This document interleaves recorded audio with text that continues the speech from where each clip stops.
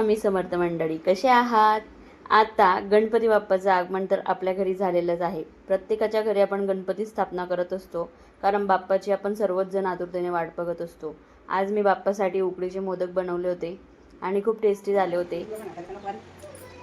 बाप्पा आपल्या घरी आला आणि त्याच्यासाठी आपण उकडीचे मोदक नाही बनवले म्हणजे आपण काहीच नाही बनवलं, कारण बाप्पाची फेवरेट म्हणजे उकडीचे मोदक. आणि तसेही बाप्पाला खूप आवडतं. जेव्हा त्याच्यासाठी नवीन नवीन आपण पदार्थ बनवत असतो तेव्हा त्याला खूप आवडतं. म्हणून मी आज उकडीचे मोदक केले होते. काय नाही, सिंपल आणि सोपी रेसिपी आहे. याच्यासाठी मी इथं गावरान तुपामध्ये 2 चमचे तुपामध्ये 1 वाटी खोबऱ्याचं खीस घातलेलं आहे. मी रेडीमेड घातलं आहे. तुम्ही ओलं खोबरं घातलं तरी चालेल. तसंच त्याच्यात 1 वाटी जेवढं मी खीस घेतलं त्याच्यापेक्षा थोडं कमी गूळ घातलेला आहे. तुम्हाला गोड हवं असेल तर तुम्ही अजून त्याच्यात गूळ घालू शकतात. त्यानंतर त्याच्यात तुम्हाला आवडेल ते ड्रायफ्रूट्स घालू शकतात आणि वेलची पूड घालू शकतात. त्याच्यानंतर मी इथं 2 वाटी पाणी चांगलं उकळू दिलेलं आहे. त्याच्यात 1 चमचा तूप आणि थोडंसं चवीनुसार मीठ टाकलेलं आहे. इथं मी 1.5 वाटी तांदळाचं पीठ घेतलं आहे आणि त्याच्यात मी आधी 2 ते अडीच वाटी पाणी घेतलेलं आहे. थोडंसं चवीनुसार मीठ टाकून त्याच्यात 1 चमचा तूप घातलेलं आहे.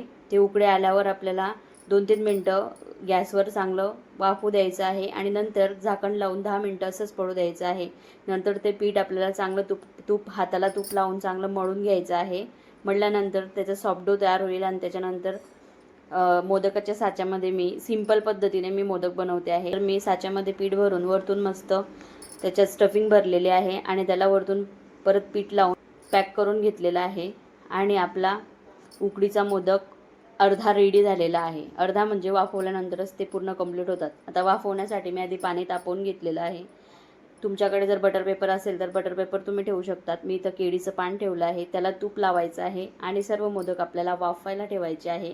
10 ते 15 मिनटं त्यांची चांगली वाफ घ्यायची आहे. मी वरतून कलरसाठी आणि छान दिसण्यासाठी मोदकाला वरतून थोडं थोडं तूप लावून केसर टाकलेलं आहे. तुम्हाला आवडेल तर तुम्ही टाकू शकतात, नाही तर तुम्ही स्किपही करू शकता. व्हिडिओ आवडला असेल तर लाईक करा, शेअर करा आणि चॅनलला सबस्क्राईब करा. Thank you for watching.